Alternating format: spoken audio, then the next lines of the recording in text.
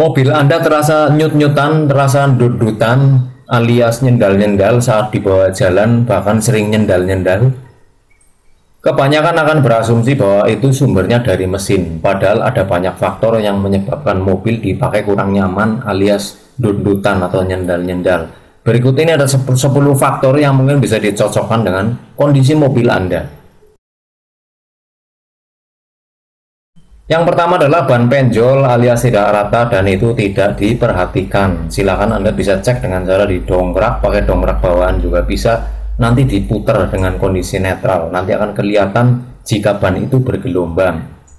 Anda bisa sambil meraba ban saat diputar, nanti akan terasa jika ban bergelombang, ada benjolan ataupun ban akibat masuk angin.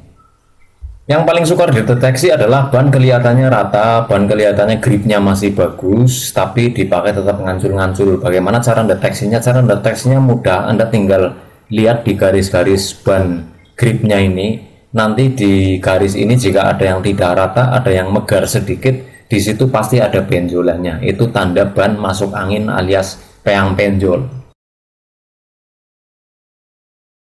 Faktor yang kedua adalah saat Anda melakukan perpindahan gigi, Anda melepas pedal kopling terlalu cepat. Itu juga kebiasaan yang akan bikin mobil terasa dut-dutan dan ngancul. Nanti pada saat jalan akhirnya nyendal-nyendal. Faktor yang ketiga yang sangat berpengaruh adalah busi yang kotor, busi yang hampir mati alias busi yang sekarat. Busi-busi dalam kondisi ini tetap bisa dipakai jalan, mobil tetap berjalan, tapi nanti pada saat RPM rendah, pengapiannya akan terganggu akibat busi ini sudah sekarat alias sudah hampir mati. Busi seperti itu harusnya diganti. Ketika ganti busi, sebaiknya empat-empatnya diganti supaya pengapiannya sama rata di setiap silinder. Faktor yang keempat adalah faktor dari injektor bensin yang kotor atau injektor bensin yang tersumbat. Akhirnya semprotannya menghasilkan kabut yang tidak rata. Semprotan yang kadang rata kadang tidak rata ini membuat mobil akan terasa ngancul-ngancul dan nyendal-nyendal pada saat dipakai jalan dan terasa dut-dutan.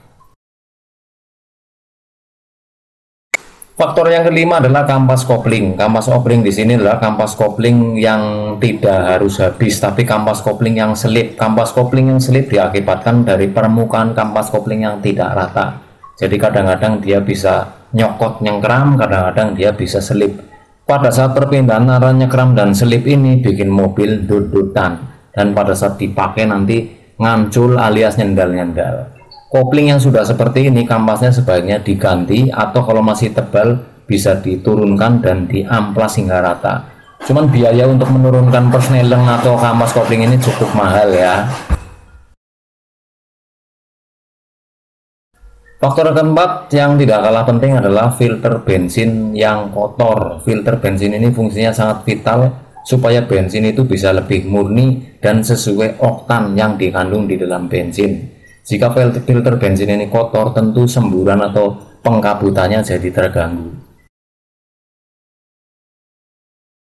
Faktor yang ketujuh, jika businya bagus, filter bensinnya bagus, injektornya bagus, tapi sudah diganti busi baru kok masih tetap ngancul-ngancul, itu adalah ciri khas ada salah satu koil yang bermasalah di mobil Anda.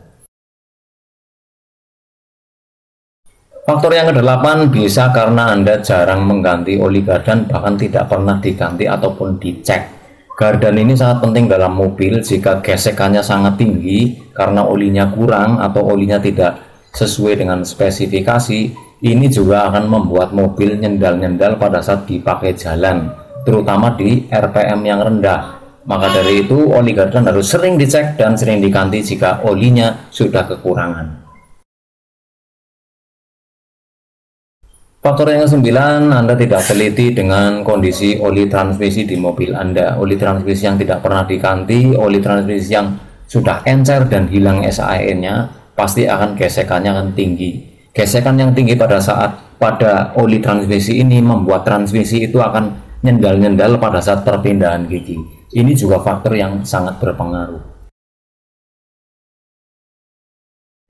Faktor yang ke-10, Anda jarang melakukan full system cleaner menggunakan STP maupun Preston. Jadi bagi Anda yang males tune up sistem BBM dan pembakaran mulai dari bensin masuk intake, filter bensin sampai dengan injektor bensin, ada yang kotor sampai ruang silinder kok males melakukan tune up, Anda bisa melakukan full system cleaner supaya sistem pembakaran atau sistem aliran BBM di mobil Anda semakin lancar dan semakin bersih, bebas dari kerak dan kotoran-kotoran yang menempel dalam sistem pembakaran.